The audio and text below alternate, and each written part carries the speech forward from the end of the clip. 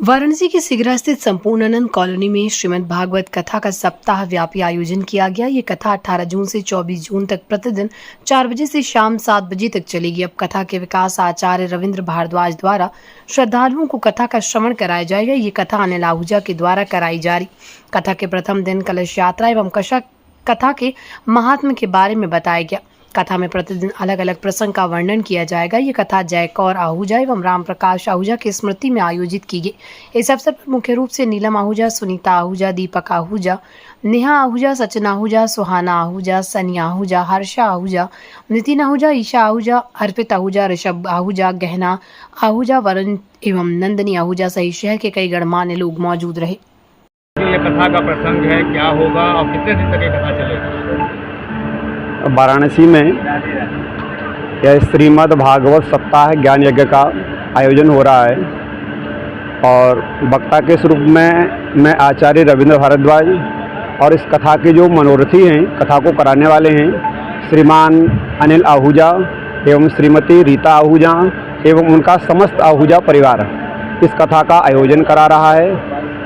और कथा करने से हमारे जीवन की जो जिज्ञासाएं हैं, हमारे जीवन की जो शंकाएं हैं, जो हमारे जीवन की व्यथाएं होती हैं, वो व्यथाएं समाप्त होती हैं। हमको समाज में कैसे रहना है, हमको परिवार में कैसे रहना है, ये दिग्दर्शन हमारे लिए कथा कराती है। आज के इस कलयुग में और वर्तमान के परिप्रेक्ष्य में देखा जाए तो मनुष्य मात्र भटक रहा है, अपने लक्ष्य को प्राप्त नहीं कर रहा है। तो लक्ष्य को सुनिश्चित करने के लिए, लक्ष्य को प्राप्त करने के लिए और हमारे जो छोटे छोटे बच्चे हैं, इन बच्चों के लिए धर्म का उपदेश कैसे दिया जावे और धर्म के मार्ग का अनुसरण कैसे कराया जावे, तो इस कथा के माध्यम से, क्योंकि आगे का जो भविष्य है वो हमारे बच्चे ही हैं, तो उन बच्चों का जो भविष्य है वो भविष्य उज्जवल हो, हमारे देश का भविष्य उज्जवल हो।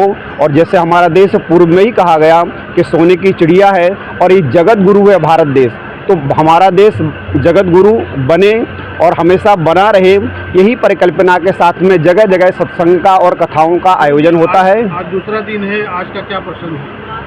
आज का प्रसंग है भागवत का मंगलाचरण। कहते हैं प्राणी मात्र की जो यात्रा होती है वो जन्म से यात्रा होती है।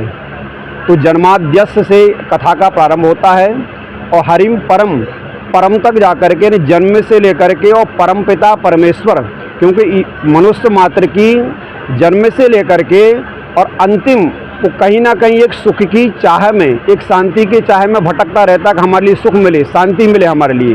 और सुख शांति की चाह में जगह जगह तीर्थ करता है, मंदिर जाता है और अन्य गुरुओं के पास में जाता है, कथा सत्संग में वो जाता है। तो वो हमारी जीवन की शांति हमारे कैसे लिए प्राप्त हो, इस प्रसंग को आज भीष्म स्तुति और कुंती स्तुति के माध्यम से दर्शाया जाएगा। महाराज जी, कथा स्थल से जाने के बाद श्रोता भक्त जो है उस कथा के शब्दों का आचरण अपने जीवन में नहीं करता, ऐसे भक्तों से क्या करना होगा? इसलिए हमारे यहाँ बार बार किसी भी चीज़ को रिपीट किया जाता है, बार बार बोला जाता है धर्म की जय हो, अधर्म का नाश हो। आप एक ही बार बोल करके भी शांत रह सकते थे, लेकिन बार बार इस जागृति को दोहराया जाता है। कहते हैं किसी गलत चीज़ को भी बार बार दोहराया जाएगा तो वो भी एक सत्यवत प्रतीत होने लगती है, और सत्य चीज़ को जब हम बार बार दोहराएंगे तो सत्यवत क्यों प्रतीत नहीं होगी? एक दिन नहीं, 2 दिन नहीं, एक ना एक दिन तो व्यक्ति अपने रास्ते पर आएगा ही आएगा।